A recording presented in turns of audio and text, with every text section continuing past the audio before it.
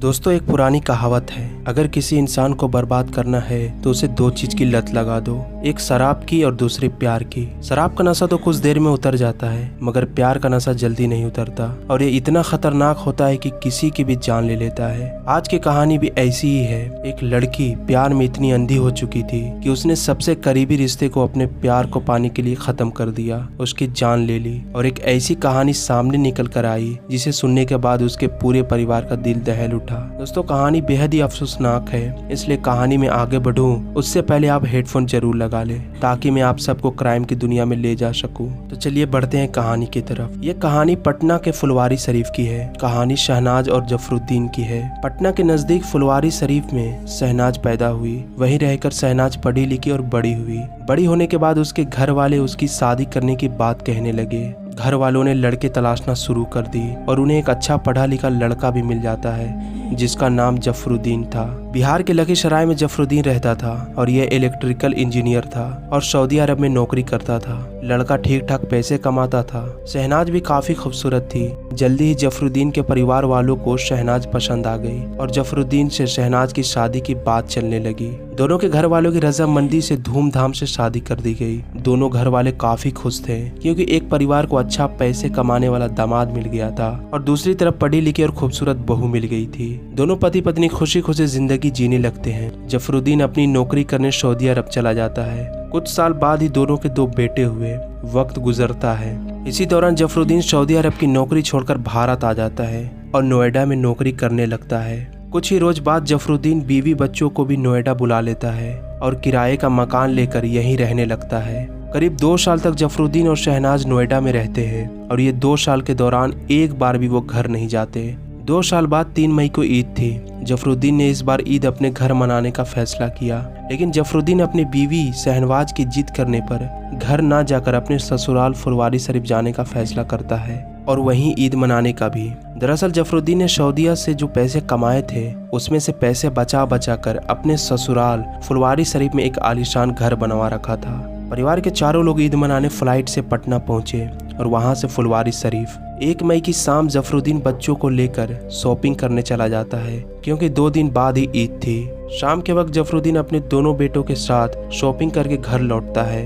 रात में सभी मिलकर खाना खाते हैं और सो जाते हैं। 2 मई की सुबह होती है। जफरुद्दीन का बड़ा बेटा जब सोकर उठता है और ड्राई रूम में जैसे ही पहुंचता है तो उसकी चीख निकल जाती है क्योंकि ड्राई रूम में उसके पिता यानी जफरुद्दीन की लाश पड़ी थी। लाश खून से लहूलुहान थी। पूरे फर्श पर खून ही खून बिखरा पड़ा था और लाश के पास में ही खून से सना एक प्रेशर कुकर पड़ा था। प्रेशर कुकर को देखकर ऐसा लग रहा था कि सिर पर प्रेशर कुकर मारकर जफरुद्दीन का कत्ल किया गया है। ईद के एक दिन पहले देखते ही देखते पूरे घर में मातम मच जाता है। मौके पर पुलिस आती है जिसके बाद कत्ल की तफ्तीश शुरू होती है। सबसे पहले पुलिस घर के लोगों से पूछताछ करती है। पुलिस जफरुद्दीन के बेटे से भी पूछताछ करती है तो वो बोलता है, जैसे ही मेरी नींद टूटी और मैं ड्राइंग रूम में आया तो देखा पापा की खून से लथपथ लाश पड़ी हुई है। इसके बाद जफरुद्दीन की बीवी शहनाज से भी पूछताछ की जाती है तो शहनाज बताती है कि शाम में जफरुद्दीन और बच्चे शॉपिंग पर गए थे। सब कुछ ठीक था। हम सब ने रात को खाना पीना खाया और हम लोग सो गए। मुझे करीब 3 बजे घर में अचानक खटपट की आवाज़ सुनाई देती है। मैं रूम का दरवाज़ा खोलकर जैसे ही ड्राइंग रूम में पहुंचती हूं तो मैंने देखा कि 2 लोग अपना चेहरा ढके हुए मेरे घर में घुसे हुए हैं। मैं कुछ कर पाती उससे पहले उन दोनों ने मुझ पर हमला कर दिया। मेरे गले की चेन छीन ली। उसके बाद एक आदमी ने मेरे नाक पर हाथ रखा और उसके बाद मैं बेहोश हो गई। फिर क्या हुआ मुझे कुछ याद नहीं। शहनाज का यह बयान सुनने के बाद पुलिस को लगा कि मामला लूटपाट का है तो पुलिस ने घर की जांच की कि घर में से और क्या क्या चीजें लूटी गई है। पुलिस ने जांच की मगर जांच के बाद पुलिस हैरान रह जाती है। घर से शहनाज के चैन के अलावा घर में कोई भी और चीज लूटी नहीं गई थी। हैरानी की बात यह थी कि चोरों ने कत्ल कर दिया और घर से कुछ भी चुरा कर क्यों नहीं ले गए। इसका मतलब साफ था वो सिर्फ यहाँ कत्ल के इरादे से आए थे। पुलिस अब ये जानने की कोशिश करने लगी कि जफरुद्दीन की किसी से कोई दुश्मनी तो नहीं थी। पुलिस ने आसपास के पड़ोस से भी पूछताछ की तो पता चला कि जफरुद्दीन बेहद शरीफ इंसान था। उसके किसी से भी कोई दुश्मनी नहीं थी और वो ज्यादातर बाहर ही रहा करता था। उसे कुछ लोग ही जानते पहचानते थे तो उसके किसी से दुश्मनी होना नामुमकिन है। अब पुलिस को मामला गड़बड़ लगने लगा। उसके बाद पुलिस ने घर के सभी एंट्री और एग्जिट देखने लगी तो पता चला कि घर में एक ही रास्ता है, एक ही दरवाजा है आने जाने के लिए अब सवाल यह उठता है कि लुटेरे घर में कैसे आए, आखिर घर में दाखिल कैसे हुए। पुलिस ने शहनाज से पूछा तो शहनाज ने बोला कि हो सकता है कि दरवाजा रात में बंद करना भूल गई हो।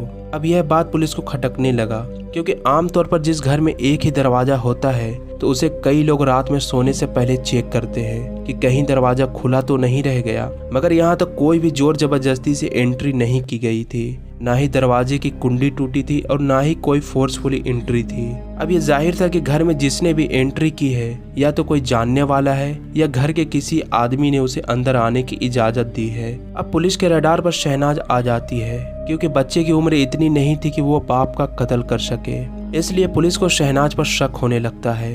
पुलिस ने शहनाज से ही अपनी जांच शुरू की। सबसे पहले पुलिस अफसरों ने शहनाज का मोबाइल मांगा। शहनाज भी बिना झिझक के अपना मोबाइल, अपना आईफोन पुलिस को दे दिया। ये मोबाइल कुछ दिन पहले ही शहनाज को उसके पति ने दी थी। पुलिस ने शहनाज के कॉल डिटेल निकाले, चैट देखे, लेकिन कोई सुराग नहीं मिला। दिन गुजरते जा रहे थे, लेकिन कातिल का कोई सुराग नहीं मिल रहा था। पुलिस परेशान थी कि आखिर कातिल कौन है। घूम फिर कर घर के सदस्य पर ही पुलिस का शक जा रहा था। जफरुद्दीन के दोनों बेटे छोटे थे, इसलिए शक के घेरे में सिर्फ शहनाज ही आ रही थी। जांच के दौरान पुलिस ने जफरुद्दीन के कुंडली खंगालना शुरू किया। सबसे पहले पुलिस ने यह पता किया कि वो सऊदी अरब से नौकरी छोड़कर नोएडा में क्यों रहने लगा था। 2 साल बाद अचानक जफरुद्दीन पटना क्यों आया था। पुलिस ने अपने मुखबिर फैलाए हुए थे, तभी लोगों ने शुकबुकाहट शुरू की। तब एक कहानी सामने आई। कहानी शहनाज के बचपन की थी, जब वो 5वीं क्लास में थी और उसकी उम्र करीब 13 से 14 साल ही थी। इसी छोटी उम्र में शहनाज के कमाल नाम के स्कूल में पढ़ने वाले एक लड़के से दोस्ती हो गई थी। थोड़ी दिन बाद ये दोस्ती प्यार में बदल गई और ये दोनों की बात चारों तरफ चर्चा होने लगी। धीरे धीरे यह बात स्कूल के प्रिंसिपल तक पहुंचती है, तो प्रिंसिपल ने दोनों के माँ बाप को बुलाया और दोनों के इश्क के बारे में उनके माँ बाप को बताया और दोनों को वार्निंग दी। मगर इसके बाद भी दोनों नहीं माने, तो स्कूल से शहनाज और उसके आशिक के कमाल को निकाल दिया गया। उनको इसलिए निकाल दिया गया क्योंकि दोनों खुलेआम स्कूल में अय्यासियाँ किया करते थे, जिससे वहाँ के बच्चों पर बुरा प्रभाव पड़ रहा था। दोनों बाहर हो गए। स्कूल से निकाले जाने के बाद शहनाज ने दूसरे स्कूल में दाखिला ले लिया और कमाल काम काज करने लगा। दोनों बड़े हो रहे थे और एक दूसरे से शादी करना चाहते थे, मगर मुश्किल ये थी कि शहनाज बड़े घर से थी और कमाल बेरोजगार था और छोटी मोटी नौकरी करके अपना पेट पालता था।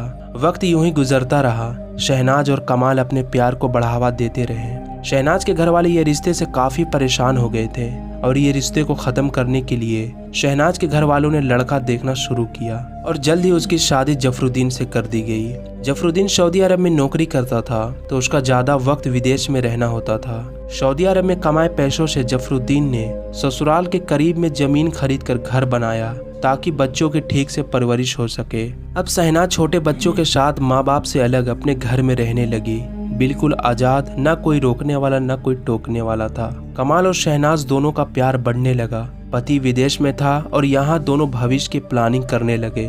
कमाल की शादी नहीं हुई थी। कमाल घर में आता जाता था। शहनाज अपने बच्चों से कमाल को अब्बू कहलाती थी और बच्चे कहते भी थे, क्योंकि उनको इतनी समझदारी नहीं थी। धीरे धीरे बड़ा बेटा समझदार होने लगा। वो सब कुछ देख रहा था और वो समझने लगा कि ये आदमी जो मेरे घर में आता जाता है, उसका चक्कर मेरी माँ से चल रहा है। जब जफरुद्दीन सऊदी से अपने घर फोन करता था, तो 1-2 बार बड़े बेटे ने फोन पर जफरुद्दीन को कमाल और अपनी माँ के रिश्ते के बारे में बता दिया।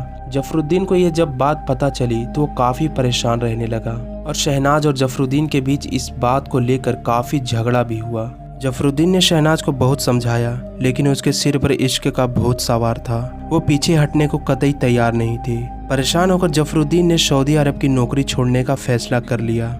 ये भी फैसला किया कि वह परिवार के साथ नोएडा में रहेगा ताकि कमाल से शहनाज का पीछा छूट जाए। सऊदी अरब से आकर जफरुद्दीन नोएडा में नौकरी करने लगा। इतना ही नहीं, उसने शहनाज के पटना आने जाने पर रोक लगा दी। इसी तरह 2 साल गुजर गए और जफरुद्दीन को लगा कि कमाल शहनाज का रिश्ता अब खत्म हो चुका है। जफरुद्दीन ने बीवी को आईफोन दिया था। बीच बीच में मोबाइल भी चेक करता था, लेकिन उसमें भी कुछ नहीं मिला। तो जफरुद्दीन और भी इत्मीनान में था। वो खुश था। उसे यकीन हो चला था कि शहनाज का रिश्ता खत्म हो चुका है। और फिर जफरुद्दीन ने इस बार की ईद घर में यानी फुलवारी शरीफ में मनाने का फैसला किया। मगर जफरुद्दीन को ये जानकारी नहीं थी कि शहनाज एक दूसरा मोबाइल फोन भी इस्तेमाल करती है, वो भी अपने पति से छुपाकर। शहनाज को मोबाइल की सिम किसी और ने नहीं बल्कि कमाल ने ही दिया था। वो कमाल से अकेले में बातचीत किया करती थी। इसी दौरान दूसरे मोबाइल से बेखबर जफरुद्दीन ईद मनाने परिवार समेत फुलवारी शरीफ जाने की तैयारी करने लगा। शहनाज ने कमाल को बता दिया कि वो परिवार समेत पटना आ रही है और इस बार हर हाल में जफरुद्दीन को रास्ते से हटाना है। जिसके बाद परिवार पटना पहुंच गया और जब जफरुद्दीन शाम में शॉपिंग करने चला गया तो उसी दौरान शहनाज ने कमाल को फोन करके घर बुला लिया और एक कमरे में छुपा दिया। शॉपिंग करके जफरुद्दीन वापस आता है, सभी खाना खाते हैं। अब सब सोने जाने की तैयारी करते हैं। कमाल घर में छुपा हुआ था, जफरुद्दीन इससे बेखबर था। प्लान के मुताबिक शहनाज किसी भी कीमत में नहीं चाहती थी कि जफरुद्दीन उसके बेडरूम में सोए। शहनाज उसे ड्राइंग रूम में सुलाना चाहती थी ताकि उसका काम तमाम किया जा सके। लिहाजा प्लानिंग के तहत जफरुद्दीन से शहनाज ने किसी बात को लेकर जानबूझकर लड़ाई शुरू कर दी और लड़ाई होने के बाद जफरुद्दीन गुस्से में कमरे से निकलकर ड्राइंग रूम में सोने चला गया। जफरुद्दीन गहरी नींद में चला गया। शहनाज अपने काम को अंजाम देने के लिए वक्त का इंतजार कर रही थी और वो वक्त आ जाता है। रात करीब 3 बजे शहनाज ने कमाल को बंद कमरे से बाहर निकाला। शहनाज ने पहले से ही एक भारी और वजनी प्रेशर कुकर रखा था। दोनों ड्राइंग रूम में दबे पांव पहुंचते हैं। जफरुद्दीन गहरी नींद में था। शहनाज प्रेशर कुकर कमाल को देती है। कमाल प्रेशर कुकर हाथ में ले लेता है और पूरी ताकत से अचानक नींद में सो रहे जफरुद्दीन के सिर पर वार कर देता है। जफरुद्दीन के सर पर कई वार किए और तब तक वार किया जब तक वो मर नहीं गया। उसके बाद वारदात को लूट की शक्ल में देने के लिए शहनाज ने अपनी गले की चैन कमाल को दे दी।